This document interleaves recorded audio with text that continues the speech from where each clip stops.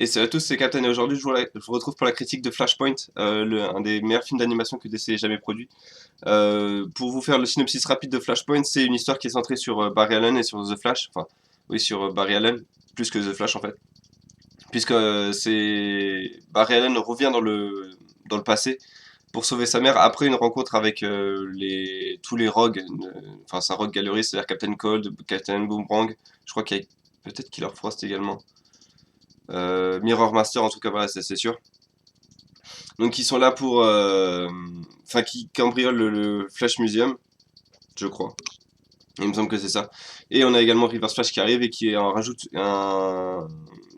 sur la conscience de Barry le fait qu'il a pas pu sauver sa mère et qu'il a beau sauver Central City des explosifs qu'il a déclenchés, il pourra jamais sauver ce qu'il a de plus précieux, sa mère. Donc du coup Barry inconsciemment, enfin c'est mon interprétation parce qu'au final le film ne le dit pas précisément, mais à mon avis inconsciemment revient dans le passé pour sauver sa mère. Le problème c'est qu'il retrouve bien sa mère, mais il arrive dans un monde qu'il ne connaît pas, dans un univers qu'il connaît pas puisque pas mal de choses ont changé. Wonder Woman et Aquaman font la guerre avec leurs peuples respectifs, pardon, les Amazones d'un côté donc et les Atlantides de l'autre.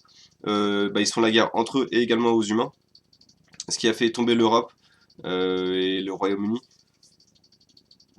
pardon, qui est devenu du coup New Themyscira et je crois que la France est entièrement sous les eaux.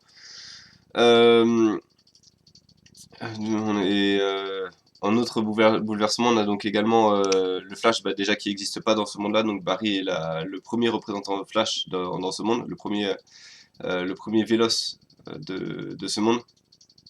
Et Bruce Wayne a été tué dans l'allée du crime. C'est Thomas Wayne qui a pris le manteau de Batman. Euh, enfin, par où commencer? Ce film a tellement de points positifs que je sais pas vraiment par où commencer. Donc déjà, la scène d'intro dont je vous ai parlé, elle est vraiment extra au niveau des animations, le combat entre Flash et tous les criminels qu'il a déjà rencontrés. Nous fait comprendre qu'ils se sont déjà rencontrés, mais également nous donne un aperçu de ce qu'a pu être le combat, tout en posant les bases du film, avec donc une animation enfin les animations dans ce film sont extra, donc c'est clairement pour moi le meilleur film d'animation que j'ai jamais vu. En tout cas en dessin animé, peut-être pas en image 3D, etc. Mais en dessin animé, c'est clairement le meilleur film qui soit en termes d'animation. Dans les combats, etc., les chorégraphies sont vraiment très bonne qualité. Euh, donc oui, et puis il y a également une musique, enfin les musiques sont également exceptionnelles dans ce film. Euh, faudrait que je trouve d'ailleurs la BO du film parce que c'est vraiment des musiques qui sont vraiment parfaites pour l'occasion et qui mettent certaines scènes en valeur, ce que très peu de musique arrive à faire dans un film d'animation, je trouve. En tout cas chez les DC. Je vais parler pour les films DC que j'ai vus et j'ai rarement vu des musiques aussi réussies, aussi justes dans leur choix et voilà, dans leur thématique que dans ce film. Le contexte du film est également assez, enfin très réussi parce que pas un seul moment dans ce film vous vous sentez heureux pour les personnages, pas un moment où en fait les personnages ont un moment de répit. Et à chaque fois que qu'ils enregistrent un succès ou une victoire sur eux-mêmes ou sur leurs adversaires, il y a toujours quelqu'un d'autre de plus puissant qui arrive derrière et qui les rabaisse. Et ça, c'est vraiment encore une fois très bien vu et très réussi dans ce film. C'est-à-dire qu'à pas un seul moment vous vous sentez heureux pour ces personnages et vous sentez véritablement le désespoir dans lequel ils sont et vraiment cet univers, ce monde et ce qui peut arriver de pire dans le truc, dans l'univers super héroïque parce que c'est le négatif en fait de toutes les origines, c'est-à-dire que Bruce Wayne ne voit pas la mort de ses parents, mais c'est lui qui se fait tuer. Superman, quand il arrive pas en sauveur en s'écrasant dans le désert comme par hasard, non, il arrive en plein milieu de Métropolis et il tue, je crois, des trucs comme 2 3 millions de personnes.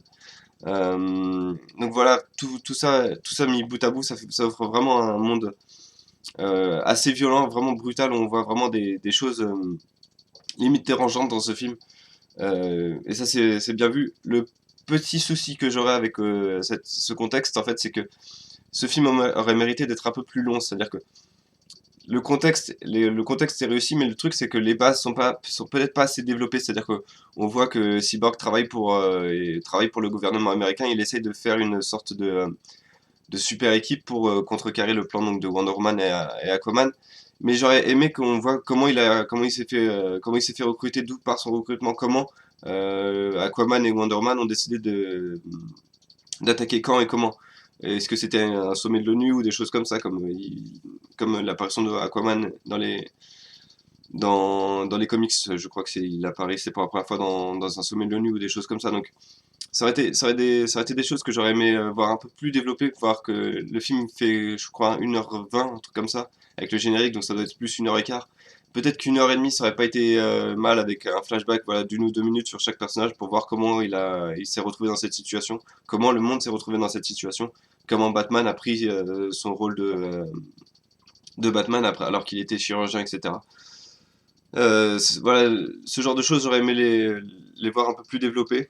Mais le fait que, enfin, l'histoire est déjà très bien développée et surtout le fait que, enfin, la chose qui m'a vraiment le plus surpris en revoyant ce film, c'est que tous les personnages sont utilisés de façon utile. C'est-à-dire que tous les personnages cités déjà vont être utiles. Que ce soit Captain Atom, on voit Deathstroke à un moment. Enfin, tous les personnages cités sont utiles. C'est-à-dire que c'est pas une citation juste pour dire bon voilà, c'est pour vous prouver que ces personnages existent bien dans notre univers. Non, c'est vraiment que ils ont une importance dans l'univers et ils ont un impact véritable dans cet univers et ça c'est vraiment très cool. Voilà, aucun personnage n'est inutile. On a enfin une histoire centrée sur The Flash et enfin une histoire qui explique les répercussions du voyage dans le temps, etc. et ce qui est possible de faire avec le voyage dans le temps, que ce soit de façon positive, c'est-à-dire sauver la mère de Barry, et de façon négative, ce que ça peut entraîner également. On a également des explications sur la Speed Force et comment ça peut être utilisé de façon, comment dire, de façon conjointe, on va dire. J'ai pas trop envie de trop spoiler, donc je vais m'arrêter là.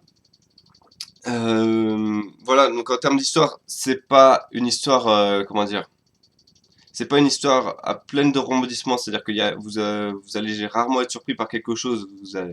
Toutes les bases sont, enfin, tout est posé dès le début du film, dès que Barry se retrouve dans le monde, et vous savez plus ou moins comment ça va finir.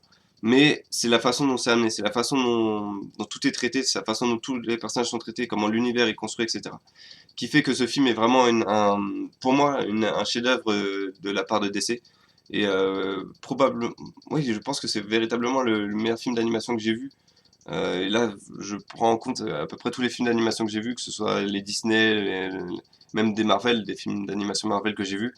Ceux-là, ce film-là tape tous ces films-là voilà, par son univers, par ses animations, sa brutalité qui en fait un film de super-héros qui a un cachet, enfin un film de super-héros qui a un cachet différent. C'est-à-dire que c'est pas un film de super-héros où tout est bien qui finit bien, c'est un film où les super-héros entrent pratiquement dans notre réalité avec des guerres nucléaires, etc. et des décisions humaines qui peuvent être stupides.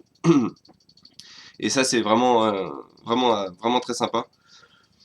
Mais même si le film a de la désolation, enfin, ils oublient pas de rajouter quelques petites touches d'humour avec le cynisme de Batman qui est vraiment bien placé. C'est-à-dire que bon, à chaque fois en fait qu'il y a quelque chose qui se passe, on voit, enfin qu'un plan est établi, Batman dit ouais, enfin en gros d'accord pour que vous fassiez le plan, mais bon le plan foire et on est dans la merde, soit le plan réussit mais on reste toujours autant dans la merde. Donc ce cynisme est assez sympa. Il y a également un moment où on voit une référence à Batman et Red Hood, où Batman rencontre Red Hood et enfin cette scène-là est assez sympa et ajoute une petite touche de légèreté vraiment dont le film avait besoin parce qu'au final sinon ce film est vraiment ultra déprimant et mais voilà ces scènes-là, cet humour est assez sympa. Donc les dialogues sont également assez bien écrits, chose qui est encore une fois assez rare chez DC, en tout cas de façon récente, et notamment le discours d'un personnage à la fin du film